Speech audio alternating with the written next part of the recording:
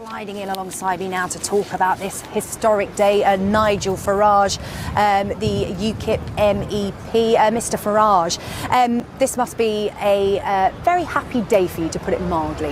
Yeah, it's been a long journey. 25 years I've been campaigning on this and standing in elections and making these arguments, and I guess the honest truth is for the first 22 or 23 years it was a real minority sport. You know, we were laughed at, abused, it was an impossible dream, and hey, here we are, it's happening, and at 12:30 today we pass the point of no return. There'll be lots of arguments about the deal, the negotiations, but the big story is, after today, we are leaving. Where will you be at 12:30 when the Prime Minister makes her speech? Obviously, you won't be in Parliament to witness it. How will you be taking in this moment? Well, I might be at a pub. Watching Sky News with a pint? Oh, undoubtedly, yeah. No, it is a big moment, and what I get is this. There are lots of people here in Westminster this morning that are bitter, angry, upset. But actually out there in the country, there is now quite a big acceptance that this has happened and we need to get on with it. And the Prime Minister is calling for the country to come together. I think in a way it is.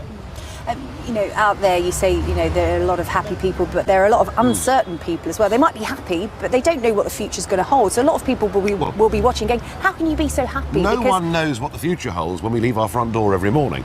You know, staying in the European Union was uncertain. You could say leaving the European Union was uncertain.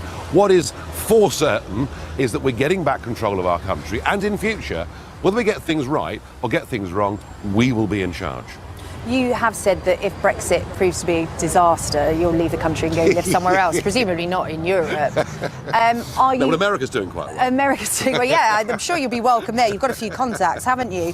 What would a disastrous Brexit deal look like to you? There just isn't going to be one. The real disaster is youth unemployment in the Mediterranean. The real disaster is the continuing migrant crisis and the fact that European countries now are really being very unpleasant towards each other. The real disaster is that the European Union isn't going to survive. Some people say the real disaster would be what the Prime Minister has said will happen if she doesn't get the deal she wants. There will be no deal at all, and there's this talk of this cliff edge, and a lot of people panicking about that. Yeah, a lot of career politicians who've never had jobs, never worked in the real world. I spent 20 years working in international trade. I know how it works. No deal is fine for us, but a sensible free trade deal is better for us. And given that we're now their biggest export market in the world, do you know what? They'll be huffing and puffing to begin with from unelected bureaucrats, MEPs, people like that. But ultimately, the voice of the German car industry, the voice of the French wine producers will be heard, and we will come to a sensible, grown-up accommodation.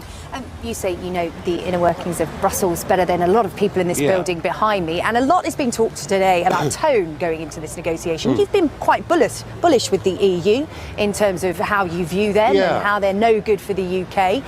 What would you advise the Prime Minister to do? Go in there with that attitude, or be a little bit more conciliatory? Should we all just get on now that all of this is done? I've watched the Foreign Office, I mean, particularly when Tony Blair was Prime Minister, and I've watched the British adopting the Queensberry rules, going into negotiations in Brussels and losing every single time. I think the one big concession we should make is we should say all 3.3 million EU citizens living in this country will have their rights respected and recognised. Do that, take the high moral ground, but on everything else, recognise we've got a stronger negotiating hand than they have. OK, and 12:30 today we can find you in the pub watching that speech. Party later, Douglas Carswell invited? No. He'll be with his posh Tory mates. OK, all right. Nigel Farage, good to speak to you here on Sunrise this morning. Thank you very much. You didn't frankly have the balls to put country before party.